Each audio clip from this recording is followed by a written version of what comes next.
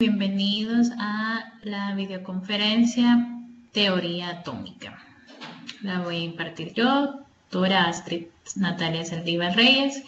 Y cómo va a ser la mecánica de esta noche, pues si ustedes tienen alguna pregunta, alguna duda mientras se van pasando las diapositivas, entonces no duden en escribir un mensaje, en activar su micrófono y realizar la pregunta. No se queden con ninguna duda, porque para eso son las videoconferencias, para que ustedes puedan despejar cualquier duda que tengan, cualquier concepto que no les quedó claro durante el estudio en el aula.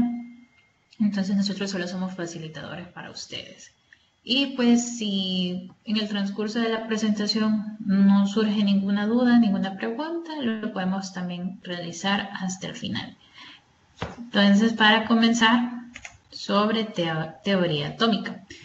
Como conocemos, ¿verdad? El modelo atómico no solamente fue diseñado por una persona y se estableció la primera vez que se hizo un estudio o la primera vez que se estableció una teoría, esa es la que permaneció hasta el fin de los tiempos. Entonces tenemos varias teorías que han ido cambiando, han tenido diferentes características, pero siempre su base central, ¿cuál es? La concepción del átomo. Entonces, de acuerdo a las personas que han estudiado esas teorías o que las han puesto sus enunciados, entonces también tienen las diferentes características. Y como pueden observar en la imagen, tenemos a John Dalton en 1808, a Thomson en 1904, el modelo de Rutherford en 1909, Niels Bohr. Y por último tenemos el modelo de Schrödinger, ¿verdad? Que fue en 1926, que es el modelo de la nube de electrones. Entonces, aquí podemos ver cuál es la base principal, quién es el centro de estudio de todo esto, de la teoría atómica, pues el átomo. De qué manera se concibe, de qué manera se observa, cómo puede transformarse, cómo sus niveles de energía, etcétera. Entonces, como se fijan, a lo largo de la historia ha variado de acuerdo a los descubrimientos realizados en el campo de la física y de la química. Entonces, esto no solamente abarca a la química, sino también otra rama de estudio, que es la física. Entonces, ¿cuál es el objetivo de esta videoconferencia? Hacer una exposición de los diferentes modelos atómicos que se han tenido en diversas épocas y propuestos por diversos científicos. No solamente ha sido uno. Y algunos que han sido establecidos por algunos científicos y algunas otras personas han tomado esta teoría o modelo y le han hecho algunos cambios, ¿verdad? Que ellos para su parecer parecían más convenientes. Algunos de estos modelos ya no se utilizan, son completamente obsoletos, quizás los más antiguos, ¿verdad? Los primeros que se realizaron, y porque ya no explican los fenómenos que se dan actualmente. Pero, ¿por qué es importante saberlo? Pues a manera de reseña histórica y por cultura general. Entonces, sí, también se los pueden preguntar en el examen, ¿verdad? Vamos a comenzar. ¿Cuál fue el primer modelo? Como observaban, en 1808, el modelo de Dalton. Fue el primer modelo atómico con bases bastante científicas, formulado en 1808, como les mostraba en la primera figura, y por el científico John Dalton. ¿Cómo imaginaba los átomos? Pues como unas esferas diminutas, y este primer modelo atómico que postulaba que la materia está formada por partículas muy pequeñas llamadas átomos, que era lo que les explicaba, que es el centro de la teoría atómica. Estos son indivisibles y no se pueden destruir, pero si ustedes estudian o ven algún libro de química, pues una parte de este enunciado todavía permanece vigente, ¿vean? Eso de que es indivisible y que no se puede destruir. Entonces luego decimos que los átomos de un elemento son iguales entre sí, tienen su propio peso y cualidades propias. Esto también lo podemos decir cuando hemos estudiado lo de la tabla periódica, si han visto la videoconferencia. Entonces ustedes tienen un elemento y ese elemento tiene sus propiedades tanto físicas como químicas que lo caracterizan solamente a él. Tanto el hidrógeno y el oxígeno son diferentes elementos y cada uno con sus características propias, con su número de átomos, tanto en su núcleo o en sus capas de valencia, etc. Entonces, a esto se refería él, que los átomos de un mismo elemento, o sea, ya sea solamente de hidrógeno, solamente de helio, son bastante semejantes, tanto en su peso como en las diversas cualidades que pueden tener. Ahora, los átomos de los diferentes elementos tienen pesos diferentes. Entonces, ahí era donde hablábamos que los átomos de hidrógeno, perdón, pueden tener el mismo peso y los átomos de helio pueden tener otra característica. Entonces, como les decía, alguna parte de los enunciados de estos modelos todavía permanecen vigentes. Entonces, por eso es bueno conocerlos y tomar las partes buenas o que todavía permanecen vigentes de cada uno de los modelos. Entonces, ahí si se fijan en la imagen, como decía, que eran diminutas esferas. Vean. Entonces, ahí están ejemplificadas los átomos de bromo, de hidrógeno, de oxígeno. Y como si se fijan, los átomos de hidrógeno, vean, de acuerdo a su peso, sus características son los más pequeños. ¿Ve? Y luego también si se acuerdan que estudiamos en la tabla periódica de acuerdo al radio atómico, de qué forma va cambiando, de qué forma disminuye, si el elemento se coloca arriba, abajo, derecha, izquierda. Entonces esto también tiene que ver con eso. Siguiendo con el modelo de Dalton, los átomos permanecen sin división aun cuando se combinen en las reacciones químicas. Es decir, un átomo de hidrógeno se va a mantener aunque se combine con dos átomos de oxígeno, por decir algo. O un átomo de oxígeno siempre se va a mantener sus propiedades aun si se combina con un átomo de carbono. Entonces a eso se refiere ese enunciado. Luego, los átomos al combinarse para formar compuestos guardan relaciones simples, es decir, enlaces sencillos. Entonces aquí es donde ya nosotros nos vamos fijando de que quizás el concepto que tenía el modelo de Dalton no se acopla, ¿verdad? Porque ya que no siempre un enlace va a ser de forma simple cuando dos elementos se combinan, ¿verdad? Podemos tener enlaces triples, enlaces dobles, enlaces iónicos, enlaces covalentes, etc. Luego, los átomos de elementos diferentes se pueden combinar en proporciones distintas y formar más de un compuesto. Entonces, esto también todavía es válido. Los compuestos químicos que se forman al unirse a átomos de dos o más elementos distintos. Y sin embargo, ¿verdad? A pesar de todo esto, a pesar de que muchos de los enunciados del modelo de Dalton todavía permanecen vigentes, pues este modelo desapareció. ¿Por qué? Porque si se fijan, solo estamos hablando de átomos, átomos, átomos, átomos, y en ningún momento estamos hablando de electrones o de protones. Entonces ustedes saben que los electrones son los que se mantienen en la capa de valencia, ¿verdad? Que son los que permiten decir este elemento puede formar de qué tipo de enlace, ¿verdad? ¿Qué enlace químico puede formar con otro elemento? Entonces, él no daba claridad sobre la existencia de electrones y de protones. O sea, y tampoco explicaba sobre los rayos catódicos, la radioactividad. Y ahí les tengo un ejemplo, ¿verdad? Entonces, si se fijan, tenemos las esferas pequeñas que él decía, ¿verdad? Que se formaban, pero él representa el átomo en sí, nada más como esas esferitas. No nos dice si tenían alguna capa de valencia, no nos dice electrones, no nos dice protones, no nos habla nada del núcleo.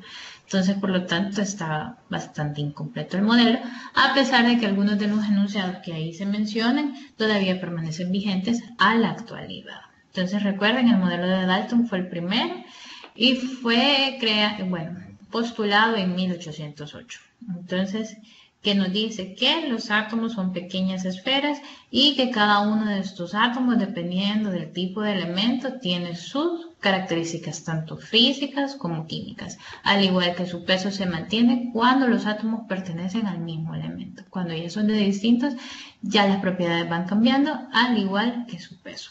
Entonces, ¿cuál era, por qué desapareció el modelo? Entonces ahí si les preguntan, ustedes pueden decir porque no explicaba, ¿verdad?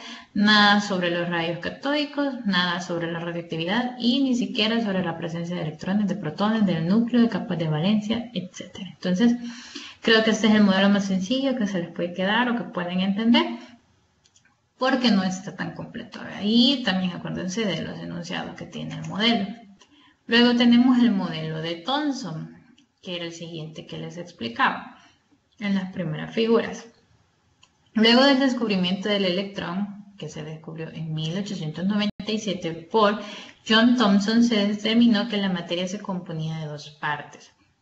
una negativa y una positiva. Entonces ahí vemos cuál es la principal diferencia entre el modelo de Thomson y entre el modelo de Dalton. En 1808 hasta 1897, perdón, se generó un gran cambio. Que no solamente el átomo era una simple esfera, sino que también estaba compuesto por dos partes, electrones y protones. Bueno, aquí solamente lo determinan como una parte positiva y una parte negativa.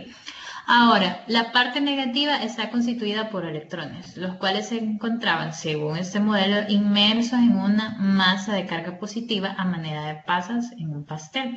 Entonces ahí tienen, vean, el pudding model, si le llegan a preguntar, que es la analogía en inglés, vean, el pastel de pasas o uvas en gelatina, vean, pero por lo general los libros lo ponen como el pastel de pasas. Entonces, si llegan a preguntarle el modelo del pastel de pasas, es el modelo de Thomson, que viene después del modelo de Dalton. ¿Y cuál es la principal diferencia entre el modelo de Thomson y el modelo de Dalton? Que el modelo de Thomson sí ya define una parte positiva y una parte negativa que conforman al átomo. Entonces, tanto electrones como protones. Pero, si se fijan, todavía no llegamos a la figura actual del modelo atómico. ¿Por qué? Porque ahí, si se fijan, como que el núcleo, todo el núcleo es positivo y los electrones están inmersos entre esa gran masa. Entonces, cosa que no es así.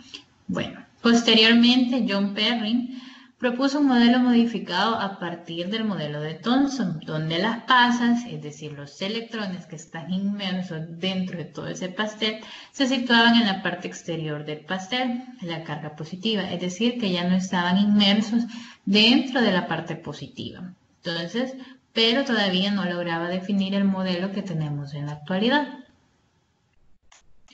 Siguiendo, para explicar la formación de iones positivos y negativos y la presencia de los electrones dentro de la estructura atómica, Thomson ideó un átomo parecido a un pastel de frutas o el pudín, ¿verdad? Que estábamos hablando, pudín de pasas, pastel de pasas. Una nube positiva que contenía las pequeñas partículas negativas, los electrones suspendidos en ellas. Entonces nosotros sabemos que los electrones no se encuentran suspendidos en una gran masa de protones, ¿verdad? Sino que se encuentran alrededor del núcleo. Y depende del tipo de elemento, depende de su carga, así va a ser la cantidad de electrones que éste va a tener. Luego, el número de cargas negativas era el adecuado para neutralizar la carga positiva. En esto sí estamos de acuerdo. ¿Vea? Este enunciado sí lo podemos mantener vigente, como lo que hablábamos anteriormente de los enunciados del modelo de Dalton, que hay varios enunciados que todavía se mantienen vigentes hasta la fecha, pero ¿cuál era el problema de Dalton? Que no nos explicaba si había una parte positiva y una parte negativa en el átomo. Solamente lo definía como una esfera a nivel global. Entonces, en el caso que el átomo perdiera un electrón, la estructura quedaría positiva y si ganaba, la carga final sería negativa. Entonces, como les digo, hay algunos enunciados que hasta la fecha se mantienen vigentes. Es por eso que es bastante bueno conocer cada uno de los modelos atómicos para ver cuáles enunciados o qué estudios todavía se mantienen, ¿verdad? Cuáles podemos tomar y cuáles no. Entonces, de esta forma se explicaba la formación de iones, pero dejó sin explicación la existencia de otro tipo de radiaciones, lo que hablábamos al inicio de rayos catódicos, radiaciones, etc. Entonces, continuando con el siguiente modelo, es el modelo de Rutherford. Entonces, este modelo fue desarrollado por el físico Ernest Rutherford a partir de los resultados obtenidos en lo que hoy se conoce como el experimento de Rutherford en 1911. Entonces, si se fijan, de 1808 a 1897 y después a 1911. Entonces aquí ya van cambiando bastante las fechas, ya hay bastante diferencia entre los tiempos. Y pues, ¿por qué representa un gran avance? Porque mantiene que el átomo se compone de una parte positiva y una parte negativa, tal como lo había establecido Rutherford anteriormente. Pero ¿qué es lo que cambia en este modelo? Aquí aparece el neutrón. Entonces, ahí si se fijan ustedes en la figura, en el otro teníamos un pastel de pasas, una masa llena de protones, carga positiva, y que los electrones estaban inmersos dentro de esta masa. Entonces, aquí, si ustedes se van fijando en las figuras, si ustedes van poniendo atención, las diferencias son bastante bastante puntuales. O sea, no tienen dónde confundirse qué modelo, cuál es cuál o cuáles son las características principales de X modelo, ¿verdad? Entonces, no sé si hasta aquí habrá alguna duda, voy muy rápido o no sé si les está quedando todo claro. Si hay alguna duda, como les decía al inicio de la videoconferencia, pueden escribirlo a través de la mensajería o activar su micrófono y realizar la pregunta. Ok. De acuerdo. Entonces, seguimos con el modelo de Rutherford y, a diferencia del anterior, o sea, el modelo de Thomson, postula que la parte positiva se concentra en un núcleo, el cual también contiene virtualmente toda la masa del átomo, mientras que los electrones se ubican en una corteza orbitando el núcleo en órbitas circulares o elípticas con un espacio vacío entre ellos. Entonces, si se fijan, ya vamos llegando hasta la parte final o la parte actual de donde nosotros concebimos la teoría atómica o cómo se describe el átomo hasta el día de hoy, porque el átomo el día de hoy contiene tanto protones, neutrones, electrones, entonces contiene un núcleo y contiene los electrones orbitando alrededor del núcleo, ¿vean? No como el modelo de Thomson, que los electrones estaban inmersos en una capa de protones. Entonces eso no se les olvide, las características principales de cada uno de los modelos. En cuanto a fechas, quizás se les vaya a olvidar un poquito, pero creo que las características son bien puntuales para que no quede lugar a confusiones. Entonces, a pesar de ser un modelo obsoleto, es la percepción más común del átomo del público no científico.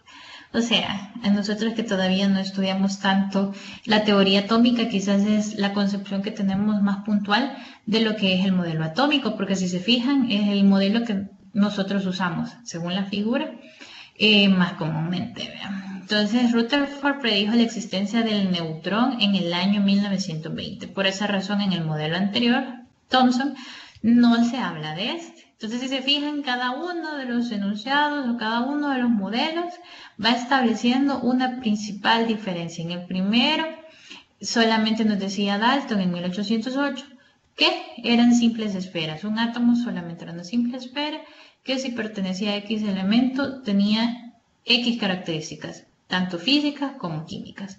Luego, en el modelo de Thomson nos dice que no, solamente no es una esfera global. Ahí en esa esfera están inmersas una carga positiva y una carga negativa. Entonces, protones y electrones. Ahora, con el modelo de Rutherford nos incluye otro elemento más.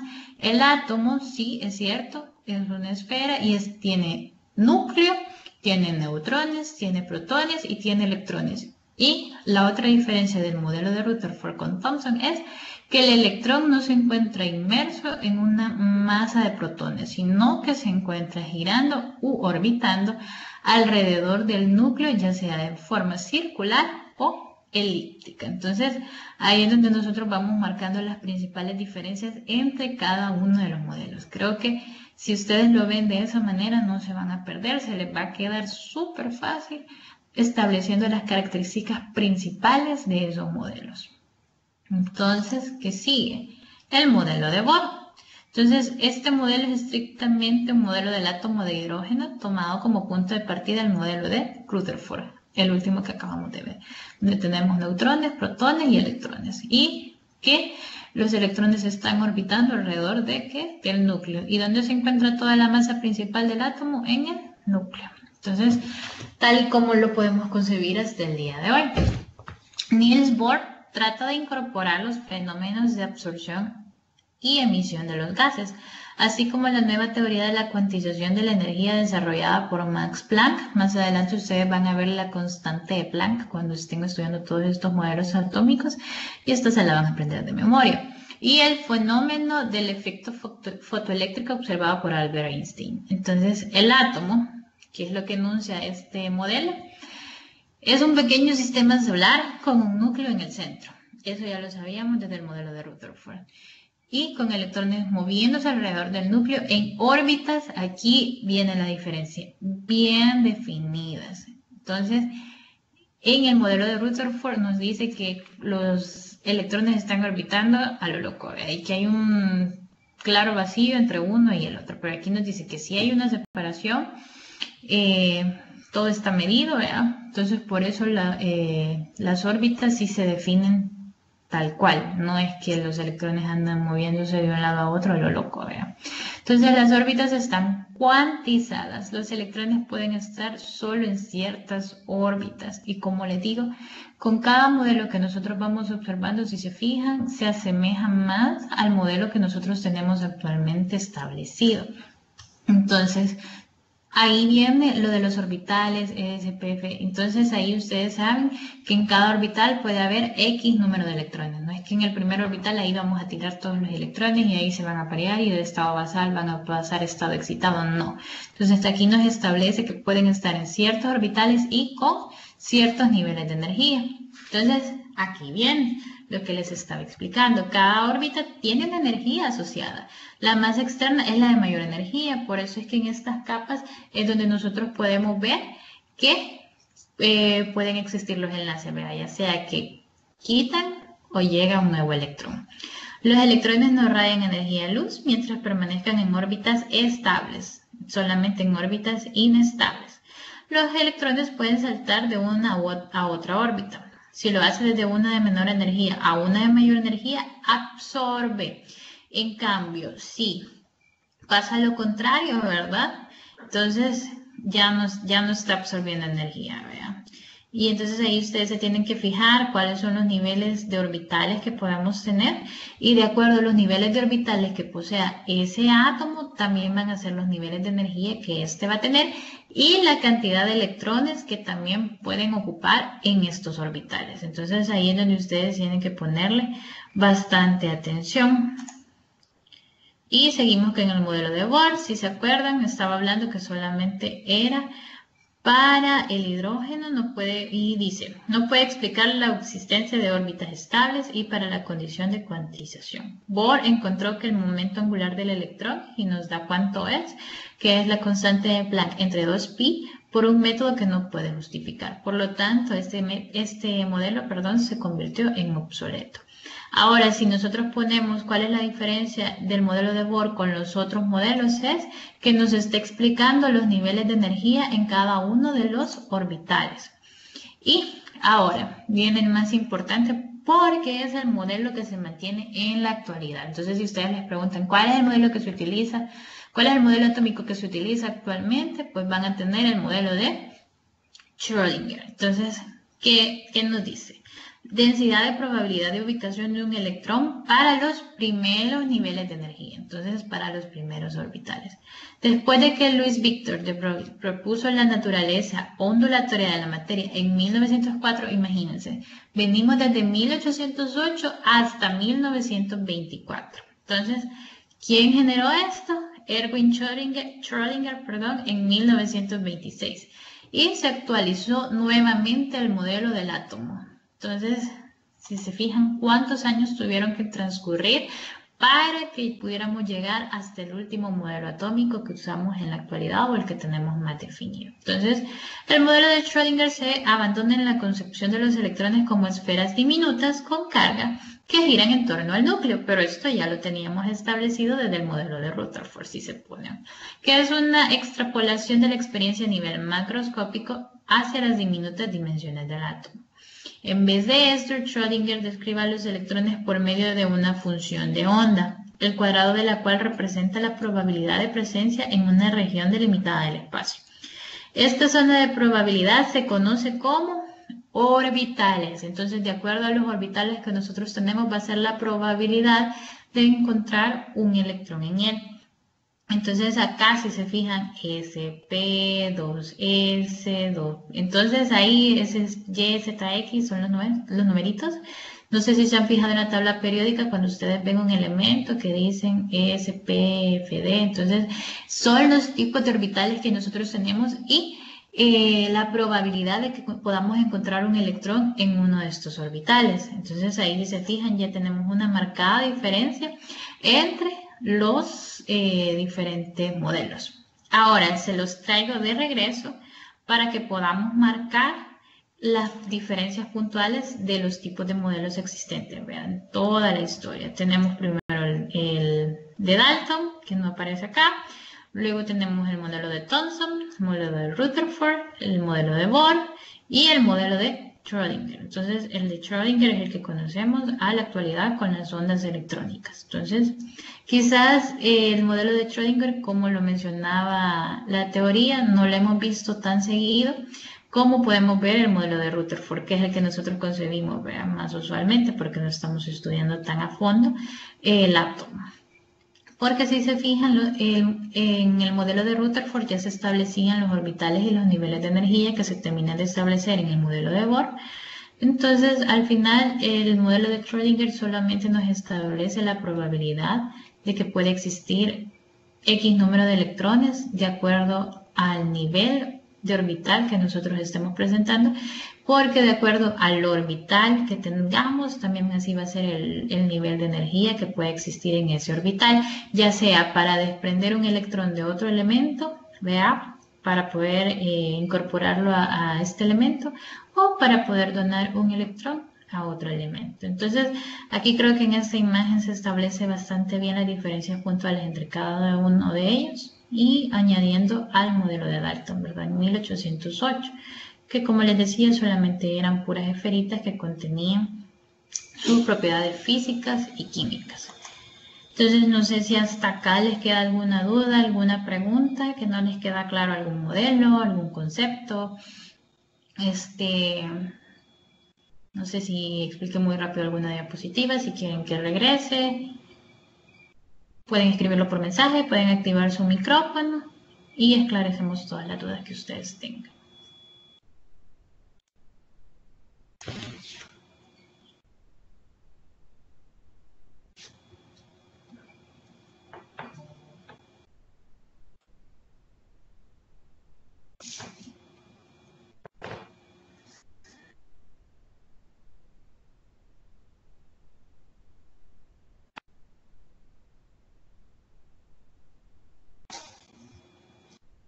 Sí, el modelo de Schrödinger, que es el que hablábamos, que es el que se mantiene vigente a la actualidad, 1926. Que por eso les decía yo, como observación puntual, que agarren una tabla periódica y se pongan a ver cuando les dice, tienen el elemento, ¿verdad? Y les pone S, no sé, S al cuadrado, P no sé qué, entonces esos son los orbitales que nosotros estamos teniendo alrededor del núcleo de ese átomo, ¿verdad? Del átomo de ese elemento, por ejemplo el átomo de hidrógeno.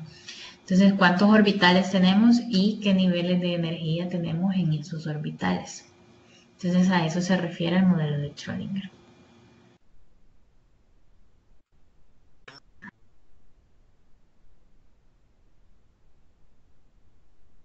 Ok. ¿Alguien más tendrá alguna duda?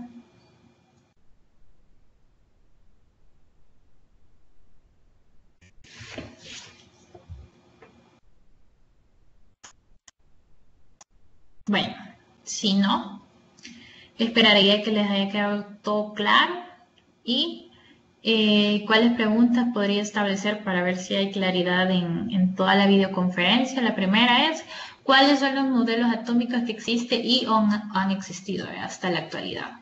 ¿Cuál es la principal diferencia entre cada uno de los modelos y cuál es el modelo que seguimos usando hasta el día de hoy? Entonces yo creo que ahí las diferencias se las marqué bien puntual en toda la videoconferencia y esperaría que les haya quedado bastante claro.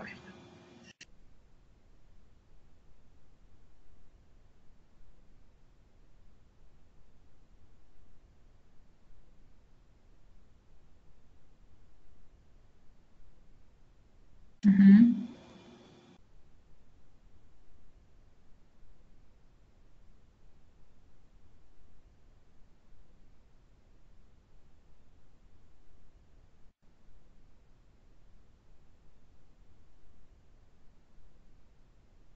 Correcto. Solamente hace falta uno,